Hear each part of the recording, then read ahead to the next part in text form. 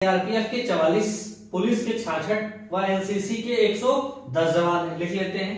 CRPF के कितने हैं? 44 जवान हैं। और पुलिस के कितने जवान हैं? 66। और एनसीसी के कितने जवान हैं? 110 जवान हैं। ठीक। तो कह रहा कमांडर इन जवानों को इस प्रकार से पंक्ति में खड़ा करना चाहता है कि प्रत्येक पंक्ति में केवल एक प्रकार का जवान हो।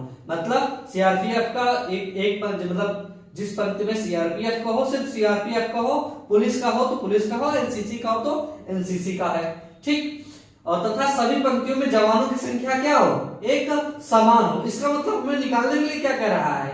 मासा। 44 और 66 का मासा निकालना क्या बताए थे भाई? ये 22 के फैक्टर सब है, 22 के गुणनफल है, तो इसका मासा निकालेंगे। क्या निकालेंगे? मासा निकालेंगे। तो प्रत्येक पंक्ति में कितना हो जाएगा? मासा इसका 22 हो जाएगा। एकदम आसानी से निकल जाएगा क्योंकि 44, 66 और 22 के गुणनफल है। इसमें 22 का गुणा 2, इसमें 22 का गुणा 3, इसमें 22 का गुणा 5। तो आराम से इसका मासा कितना निकल आया? 22। तो मतलब क्या हुआ? कह रहा न्यूनतम पंक्ति ज्ञात करो।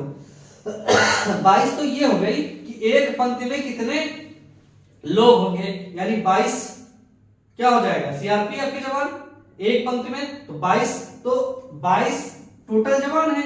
एक पंक्ति में 22 लोग खड़े हो जाएंगे तो कितना बन जाएगा? दो पंक्ति बन जाएगी सीआरपीएफ की।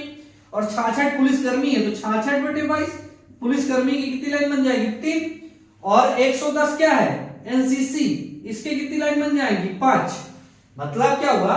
पूछ रहा है ना न्यूनतम पंक्ति ज्ञात करो, तो कितनी न्यूनतम पंक्ति हो जाएगी? सीआरपीएफ की 2 हो जाएगी, पुलिस की 3 और एनसीसी की 5। तो टोटल पंक्ति 5 3 8 2 10। टोटल पंक्ति कितनी हो जाएगी? 10। यही हमारा आंसर बन जाएगा। देखो ध्यान समझो। कह रहा है एक परेड में सीआरपीएफ के 44, पुलिस के 66 व एनसीसी के 110 जवान हैं। कमांडर इन जवानों को इस प्रकार से पंक्ति में खड़ा करना चाहता है कि प्रत्येक पंक्ति में केवल एक प्रकार का जवान हो। मतलब समझे?